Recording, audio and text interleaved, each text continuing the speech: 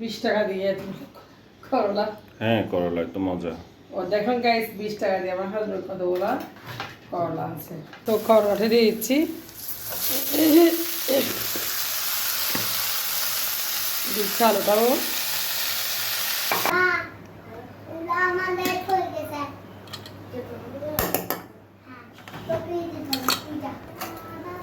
তোমার লাঞ্চ হয়ে গেছে, রেডি? সকাল গাইস, কেমন আছেন সবাই? আলহামদুলিল্লাহ, সকালটা হয়ে গেছে। সবাই আশা করি ভালো আছেন। তো আজকের ব্লগটা শুরু করতে যাচ্ছি সকালে নামাজ দোয়া পরে উঠতে শুরু করেছি। তো আশা করি সবাই ভালো আছেন।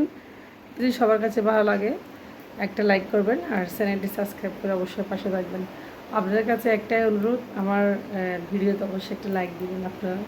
যা হোক, যদি ভালো লাগে আপনাদের লাইক দিবেন, না না দিলে আপনারা দিবেন না, ঠিক আছে? এটা আপনাদের একান্ত পুরো ব্যাপার। গাইসরা, শুভ সকাল, কেমন আছেন? আসসালামু আলাইকুম। আলহামদুলিল্লাহ, সবাই ভালো আছে আশা করি। তো আমি ভালো আছি। নামাজ দোয়া পড়লাম, নামাজ পড়ে সোজা রান্না করে চলে আসলাম। হাজবেন্ডের জন্য ভাত বসেছিলাম, অফিসের জন্য দুপুরে লাঞ্চ নিয়ে যাই। তো ভাতটা প্রতিদিনের মতো আমি ভাতটা রান্না করে ফেলি সকালবেলা উঠে, আগে প্রথমে, তারপর পরের কাজগুলো করি। এটা হচ্ছে আমার কাজ।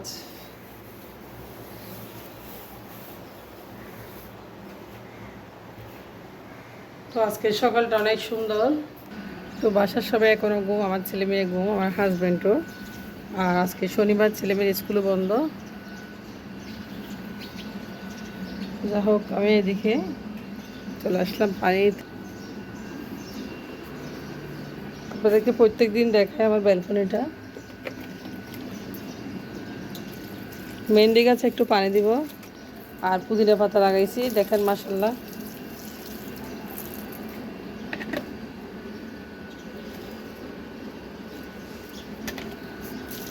পুদিনা পাতাগুলো দেখেন, যেহেতু রোজা আসতেছি সামনে, এখন থেকে পুদিনা পাতা লাগানো শুরু করে দিয়েছি। আর একটা মেহেদি গাছ লাগাইছিলাম, আলহামদুলিল্লাহ এটা উঠে গেছে মেহেদি গাছটা, দেখেন। লেবু গাছে একটু পানি দিই। লেবু ধরে না, আগে লেবু ধরতো, এখন লেবু ধরে না।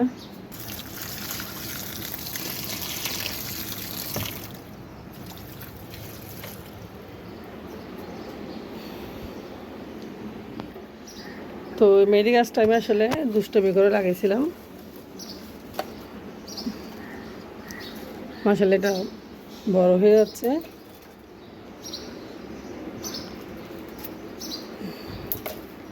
আনার গাছটা একটু কেটে দিতে হবে, আনার ধরে না আসলে। তো পুঁই শাকগুলা অনেক সুন্দর করে উঠতেছে। পুঁই শাক আসলে আমার খুব প্রিয়। দেখেন পুঁই শাক চারাটা অনেক সুন্দর করে উঠছে। তো রেগুলার পানি দেওয়ার কারণে অনেক সুন্দর করে পাতাগুলো ফুটছে। তো যা হোক, পানি দিয়ে দিয়েছি গাছে এখন। তো ছেলে মেয়ে সবাই ঘুম, আমি নামাজ দোয়া পড়লাম, আলহামদুলিল্লাহ দোয়া দুলু তো পড়লাম। আমি কিন্তু খুব তাড়াতাড়ি উঠে যাই। আমার চেহারার অবস্থা খারাপ হয়েছে, তারপর আমি আলহামদুলিল্লাহ খুব তাড়াতাড়ি উঠে যাই। সকালবেলা উঠে নামাজ দোয়া পরে একটু দোয়া দুলু বেশি করি। তো সবাই আসলে একটা কথা মনে রাখবেন, আপনারা যারাই বলতেছেন রিজিক, সব কিছু হচ্ছে মহান আল্লাহ তাআলার কাছে চাইবেন। মহান আল্লাহ তাআলা ছাড়া কেউ কিছুই করতে পারবে না, ঠিক আছে? আল্লাহ তাআলা চাইলে সব কিছু করতে পারবেন। সেজন্য বেশি বেশি করে ইস্তেগফার করবেন, তসবিহ গুনবেন, দেখবেন আল্লাহ আপনাকে এতই মহান ভালো রাখবে। যদিও পয়সা না হন, বড় লোক না হন, প্রশান্তি রাখবে, মনে একটা শান্তি রাখবে। এই দুনিয়াতে মনের শান্তিটা হচ্ছে অনেক বড় শান্তি, যেটা আমি একসময় পাইনি। আসলে সত্যি কথা, আমি অনেক অশান্তিতে ছিলাম। আর সেই সুযোগে আমি অশান্তিতে ছিলাম, আসলে আমার হাজব্যান্ড অসুখ ছিল। সেই সুযোগে আপনার সাথে আরেকটা কথা বলতে চাই। আমার বাসা থেকে আমার খুব প্রিয় শখের জিনিস, আমার গোল্ড আর কি, স্বর্ণ চুরি করে নিয়ে গেছে। তবে যে নিয়ে গেছে আল্লাহ তাকে কোনোদিন যেন ক্ষমা না করে। হ্যাঁ, আমার স্বর্ণগুলো কিন্তু আমার খুব শখের ছিল। আমার খুব কি বলবো, আমি এখন স্বর্ণের দাম কত, 2 লাখ টাকা প্রায়।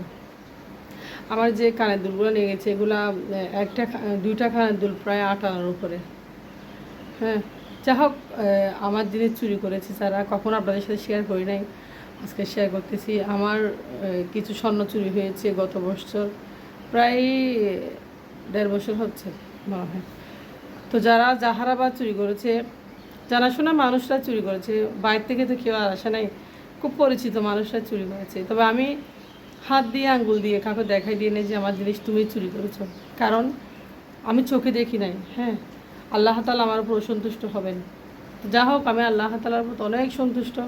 তবে আমার জিনিস যে চুরি করেছে, আমার স্বর্ণগুলো যে চুরি করেছে, আল্লাহ তাকে যেন মানে অন্য জায়গায় চুরি না করার জন্য আল্লাহ তার হাতটা যেন সাবধান করে রাখেন। কারণ মানুষ, অসহায় মানুষের থেকে কিছু জিনিস চুরি করলে আল্লাহ তাকে কঠিন থেকে কঠিন শাস্তি দিবে। আর আমি বিশ্বাস করি আল্লাহ আমাকে দ্বিগুণ দিবে, ঠিক আছে। তবে আমি আল্লাহর কাছে একটাই বিচার দিচ্ছি, আল্লাহ যিনি আমার জিনিসগুলো চুরি করেছেন, যে বা যিনি চুরি করেছেন, তাকে কঠিনতম শাস্তি দেবেন পৃথিবীতে। আল্লাহ, মানুষ বুঝে না, মানুষ শাস্তি দুনিয়াতে পাচ্ছে। তো যা হোক, আপনার সাথে একটা কথা ব্যক্তিগত শেয়ার করে ফেললাম, যেহেতু আমার ব্লগে একটা পার্সোনাল ব্লগ সবসময় আমি শেয়ার করি। তো প্রত্যেক দিন আল্লাহকে আমি স্মরণ করি, প্রত্যেকদিন সকালবেলাটা আমি আল্লাহকে বিচারটা দিই। আল্লাহ, আমার ছেলে মেয়ের হক, আমার ঘরের জিনিস যারা বা যে চুরি করেছে, তাদের আপনি কঠিনতম শাস্তি দেবেন। খুব কষ্ট পাইছি আসলে, মনে খুবই কষ্ট পাইছি। কারণ আমার জিনিসগুলো আমার খুব শখের জিনিস ছিল, অনেক কষ্ট করে বানিয়েছি আমি। আমার হাজব্যান্ড অসুস্থ ছিল, তারপরে জিনিসটা আমি অনেক কষ্ট করে আমি এটা সেভ করে রাখছি। হ্যাঁ, স্বর্ণগুলো আমি বন্ধকে দিই নাই। তো যা হোক, মানুষের সবার মনে কষ্ট থাকে আসলে, সবার মনে কষ্ট থাকে। তবে মানুষ বুঝে না, মানুষ কারো ক্ষতি করলে আল্লাহ তাকে 3 ডাবল ক্ষতি করে, 3 ডাবল করবে আল্লাহ, ইনশাল্লাহ। আল্লাহর কাছে আমার ভরসা আছে। এই পৃথিবীতে আল্লাহ চালাচ্ছে, তাই না? বান্দার কি পাওয়ার আছে কোনো? আল্লাহ সব। তো দর্শক, আপনাদের সাথে এই কথাটা শেয়ার করলাম। আমার স্বর্ণ চুরি হয়েছে, তো আসলে আমার এখনও মন খারাপ সেই স্বর্ণগুলোর প্রতি। তো যারা নিচে, যারা নিচে, আপনজনরাই নিচে, বাইরের কেউ আমার বাসায় আসে না। আমার আত্মীয়স্বজনের মধ্যে নিচে, আমি সেটা শিওর কনফার্ম, কিন্তু কে নিয়েছি সেটা আমি এখনও বলতে পারতেছি না। যা হোক, অনিশ্চিত কথাবার্তা। আমি যদি কে নিয়ে সেটা বলতে পারতাম, তাহলে আমি মামলা করতাম, পুলিশ আনতাম, কিন্তু আমি কিছুই করিনি, কারণ আমি চোখে দেখি নাই। তবে আমি না দেখলে কি হবে, সেটা আল্লাহ দেখছে। এটার ডাবল শাস্তি আল্লাহ দিবে ইনশাল্লাহ। মহান রব্বুল আলামিন, আপনি আমার দোয়াটা কবুল করবেন। তো চলে যাচ্ছি আবার রান্নাঘরে, হাজব্যান্ডের জন্য কিছু সবজি রান্না করব। আর আমি ভাজি করবো, আজকে তিত করলা ভাজি করব আলু দিয়ে। আমার হাজব্যান্ড অফিসে বাদ না নিয়ে গেলে আসলে ভালোই লাগে না, কারণ ও নিজে এখন অসুস্থ, একটু ব্যথা, তারপর আসলে অসুস্থ আর কি। মানুষ তো অনেক অসুস্থ থাকে, সবসময় সুস্থ থাকে না। তো যা হোক, দোয়া করো মায়ের সাথে। আমি রান্না করে যাই এখন। 20 টাকা দিয়ে করলা। হ্যাঁ, করলা তো মজা। ও দেখুন গাইস, 20 টাকা দিয়ে আমার হাজব্যান্ড কতগুলা করলা আনছে। শুধুমাত্র 20 টাকা 1 কেজি? শুধুমাত্র 20 টাকা, শুধুমাত্র 20 টাকা দিয়ে 1 কেজি তিত করলা। অনেকদিন পরে, এতদিন তো 80 টাকা ছাড়া নিতেও পাই নাই। না, অনেক ভালো, টাকাটা বিষয় না।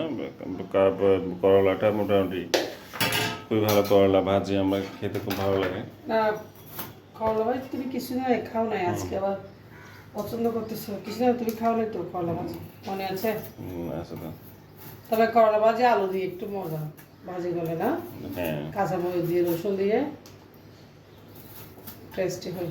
অবশ্যই।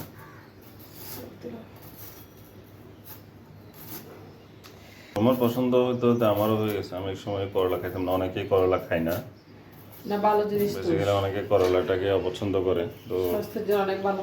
আমিও অনেক অপছন্দ করতাম, তবে পরে জানলাম এটার অনেক গুণাগুণ আছে। তো সেই জন্য এটা দিই না, যেগুলো অসুবিধা পেয়ে গেছে মনে হয়, না না পেয়ে পেয়ে গেছে। গেছে আর কি। হ্যাঁ, আচ্ছা, একটু ভালো দেখে দিই।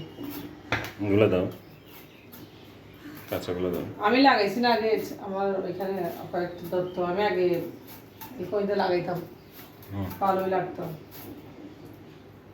পাতলা করে দেখছো কাটতেছে যে একদম পাতলা। তুমি করলা বুনছো তো অনেক। হ্যাঁ, আমি রোপণ কাল খালিসা বলতেছে কিছু গাছ রোপণ করো না। কিন্তু কি গাছ রোপণ করবো? আমাকে বলছে আরে কিছু গাছ রোপণ করতে। ভালো তো, কাটাগুলো অনেক সুন্দর হচ্ছে। না, কলা তো এভাবে কাটতে হবে, বুঝলে? এভাবে না কাটলে তোমার করলাগুলো ইয়া হবে না তো, মজা হবে না। হুম করোটা একটু পাতলা হতে হবে, দেখছো? হুম তো আলুটা একটু পাতলা হতে হবে। ঠিক আছে। আমার ছেলে খুব পছন্দ, আবিরের খুব ওটা এখানে রোপণ করে দাও। হ্যাঁ, এবার এগুলো দেখেন লবণ দিয়ে কষটা এলে ভালো হবে। এগুলা তোমার ইয়া হয়, পিতা হবে না, পিতা একদম চলে, তুমি খেয়ে দেখিও। আর এইভাবে কষলাইয়ে একটু রেস্ট রাখতে হবে, বুঝছো? এগুলো অতিরিক্ত তেমন ভালো না, লিভারের জন্য খারাপ। তারপরেও মানে এটা আসলে ওরকম তিতা বলতে এটা আসলে একদম সফট হয়ে গেছে, মানে তিতাটা থাকবে না, এভাবে কষলাইলে তিতা থাকে না। ঠিক আছে, স্যার দিয়ে পেঁয়াজ কাঁচামরিচ ভেজে নিচ্ছি, দেবো হলুদের গুঁড়া। তো খুব সিম্পলভাবে রান্না করি আমরা তিত করাটা, আসলে দেখেন হলুদের গুঁড়া দিয়ে ভালো হবে। এই যে এখানে লবণ, তো করোটা দিয়ে দিচ্ছি, দিচ্ছি আলুটাও। এবার রান্না করলে আসলে খুব ভালো লাগে।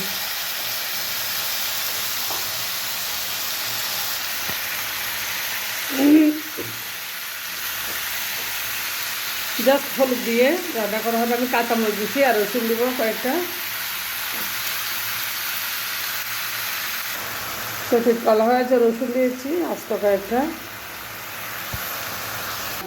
করলা দমে রাখবো আমি এখন। তো এইভাবে দমে রাখলে করলাটা আসলে হয়ে যাবে খুব তাড়াতাড়ি।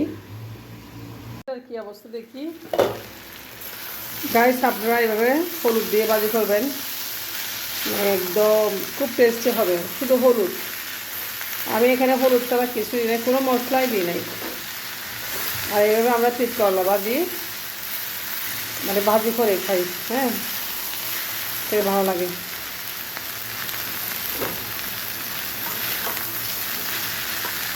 করলা ভাজি এতক্ষণ হয়ে গেছে, আপনার সাথে শেয়ার করব, অনেক টেস্টি হবে মাশাআল্লাহ। এটা আসলে একটুও দিতে থাকবে না, দেখি। তো ভাজি হয়ে গেছে, আমি এখন চুলা থেকে নামিয়ে নেব। আমার হাজব্যান্ড দুপুরে আজকে তিত করলা ভাজি দিয়ে খাবে। বিসমিল্লাহ, দেখছেন? হ্যাঁ, আমার রান্নাটা কীরকম হয়েছে, বিসমিল্লাহ। অসাধারণ, ঠিক আছে।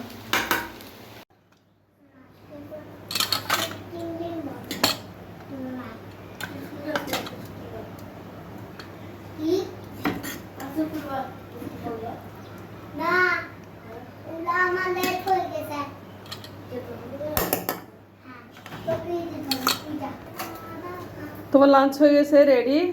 তো রেডি হয়ে গেছে, এই ধরো তোমার লাঞ্চ। কেমন হয়েছে?